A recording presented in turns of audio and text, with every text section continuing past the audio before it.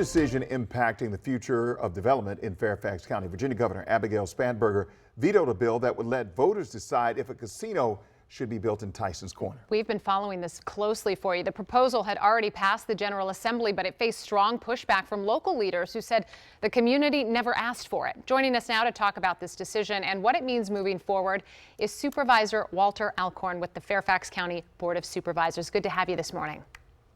Good Friday morning. Thank you. I wanted to start with this. So the governor cited local opposition, as the key reason for the veto, right? We know most of the Fairfax County Board of Supervisors were not in favor of the casino. So why was it so important for you all to push back?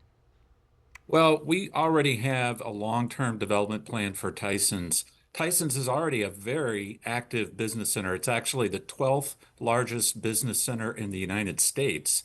It has the second largest amount of office space, just behind downtown Washington in the DMV. And this is just not a compatible use with that area. So it didn't make sense. It wasn't part of our long-term development plans. The community was really quite actively against this. I've never seen anything that united the community as much as this proposal does. And this is really something that should come from local government and come from the community and not be something the state pushes. And I'm so grateful to the governor for agreeing with us on that. All right. Having said that, you have some supporters that will argue that a casino could help address budget challenges. It's all about the economy and growth. In fact, we got a statement from Virginia Senate Majority Leader Scott Somerville, and it said that I'm not going to tell you the whole thing because I'm sure you know about this, but we put it on the screen right here. The bill was supported by every major building trade union in the region. What is your response to that when you hear this and you hear that some people are like, hey, this could bring some money into this area? Well, they're just mistaken. Frankly, a casino would displace other economic activity in Tysons, and it would not be an additive thing. It actually would be a negative thing in terms of the long-term economic development of that area. Again, we're already in Tysons, the 12th largest business district in the country. A casino proposal, this Vegas-style casino, would chase major employers away. There's a reason why most of these places are, either on an island, either literally or metaphorically.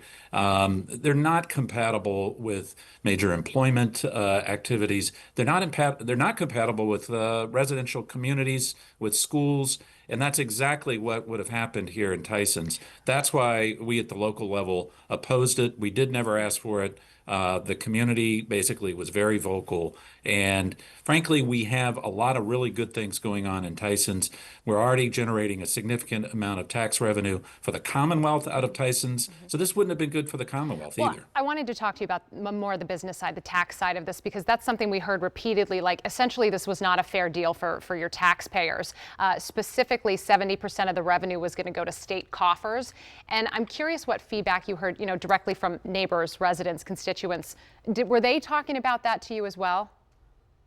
Honestly, I didn't really hear that at all from the neighbors. They were much more interested in what the impact would be in terms of crime, in terms of traffic, in terms of other impacts locally. That was more of a discussion at, I would say, the elected officials level. If you look at how much tax revenue is generated locally around other station areas, rail station areas in Tysons. We have 4 in Tysons.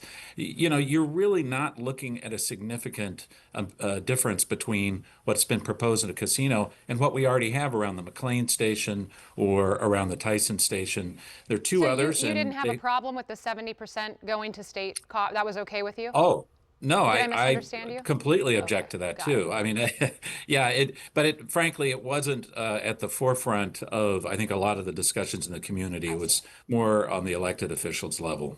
All right, it's been vetoed now. So what kind of development would you like to see instead in Tysons? Well, we already have approved the 2 sites that have been discussed that theoretically would have been places for a casino. We already have very ambitious development plans approved. The zoning already exists. 3 million square feet at the one by the Spring Hill Metro Station and a similar size at the one by the Tysons Station. So this is not a question of whether it's going to be a casino or nothing, but it needs to be compatible development. It needs to fit with the infrastructure and frankly needs to be part of the long long-term community plan. And we're hopeful, thank you, Governor Spanberger, we're hopeful that we can now avoid this distraction and move on. All right, Walter Alcorn with the Fairfax County Board of Supervisors, thank you for joining us this morning. Thank you very much for having me.